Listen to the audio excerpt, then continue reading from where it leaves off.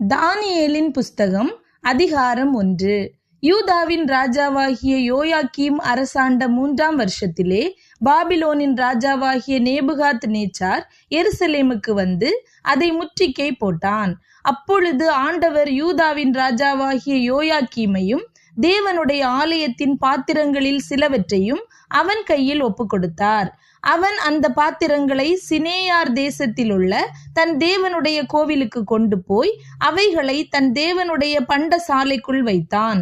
அப்பொழுது இஸ்ரவேல் புத்திரருக்குள்ளே ராஜ குலத்தார்களிலும் துறை மக்களிலும் யாதொரு மாசும் இல்லாதவர்களும் அழகானவர்களும் சகல ஞானத்திலும் தேறினவர்களும் அறிவில் சிறந்தவர்களும் கல்வியில் நிபுணரும் ராஜாவின் அரமனையிலே சேவிக்க திறமை உள்ளவர்களும் ஆகிய சில வாலிபரை கொண்டு வரவும் அவர்களுக்கு கல்தேயரின் எழுத்தையும் பாஷையையும் கற்றுக் கொடுக்கவும் ராஜா தன் பிரதானிகளின் தலைவனாகிய அஸ்பேனாசுக்கு கற்பித்தான். ராஜா தான் உண்ணும் போஜனத்திலேயும் தான் குடிக்கும் திராட்சரசத்திலேயும் தினம் ஒரு பங்கை அவர்களுக்கு நியமித்து அவர்களை 3 வருஷம் வளர்க்கவும் அதன் முடிவிலே அவர்கள் ராஜாவுக்கு முன்பாக நிற்கும்படி செய்யவும் கட்டளையிட்டான்.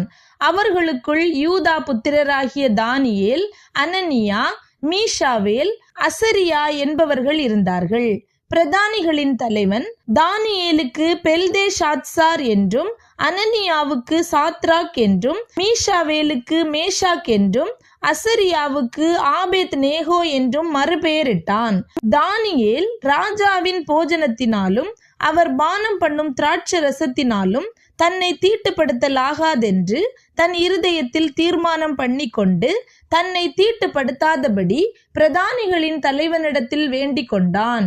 தேவன் தானியேலுக்கு பிரதானிகளின் தலைவனிடத்தில் தயவும் இரக்கமும் கிடைக்கும்படி செய்தார். பிரதானிகளின் தலைவன் தானியேலை நோக்கி, உங்களுக்கு போஜனத்தையும் பானத்தையும் குறித்திருக்கிற ராஜாவாகிய என் ஆண்டவனுக்கு நான் பயப்படுகிறேன். அவர் உங்களோடொத்த வாலிபரின் முகங்களை பார்க்கிலும் உங்கள் முகங்கள் வாடி போனவைகளாக காண வேண்டியதென்ன? அதனால் ராஜா என்னை சிரச்சேதம் பண்ணுவாரே என்றான்.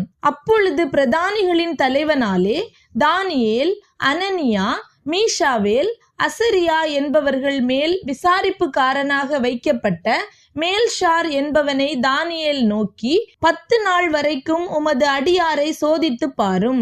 எங்களுக்கு புசிக்க பருப்பு முதலான மரக்கறிகளையும் குடிக்க தண்ணீரையும் கொடுத்து எங்கள் முகங்களையும் ராஜபோஜனத்தில் புசிக்கிற வாலிபருடைய முகங்களையும் ஒத்துப்பாரும். பின்பு நீர் காண்கிறபடி உமது அடியாருக்கு செய்யும் என்றான். அவன் இந்த காரியத்திலே அவர்களுக்கு செவி கொடுத்து 10 நாளளவும் அவர்களை சோதித்து பார்த்தான். 10 நாள் சென்ற பின்பு ராஜ போஜனத்தை புசித்த எல்லா வாலிபரை பார்க்கிலும் அவர்கள் முகம் களை உள்ளதாயும் சரீரம் புஷ்டி உள்ளதாயும் காணப்பட்டது. ஆகையால் மேல்ஷார் அவர்கள் புசிக்க கட்டளையான போஜனத்தையும் அவர்கள் குடிக்க கட்டளையான திராட்சரசத்தையும் நீக்கி வைத்து அவர்களுக்கு பருப்பு முதலானவைகளை கொடுத்தான். இந்த 4 வாலிபருக்கும் தேவன் சகல எழுத்திலும் ஞானத்திலும் அறிவையும் சாமர்த்தியத்தையும் கொடுத்தார். தானியேலை சகல தரிசனங்களையும் சொப்பனங்களையும் அறியத்தக்க அறிவுள்ளவனாக்கினார். அவர்களை ராஜாவினிடத்தில் கொண்டு வருகிறதற்கு குறித்த நாட்கள் நிறைவேறின போது பிரதானிகளின் தலைவன் அவர்களை நேபுகாத் நேச்சாருக்கு முன்பாக கொண்டு வந்து விட்டான். ராஜா அவர்களோடே பேசினான். அவர்கள் எல்லாருக்குள்ளும் தானியேல், அனனியா, மீஷாவேல், அசரியா என்பவர்களைப் போல வேறொருவரும் காணப்படவில்லை. ஆகையால் இவர்கள் ராஜ சமூகத்தில் நின்றார்கள்.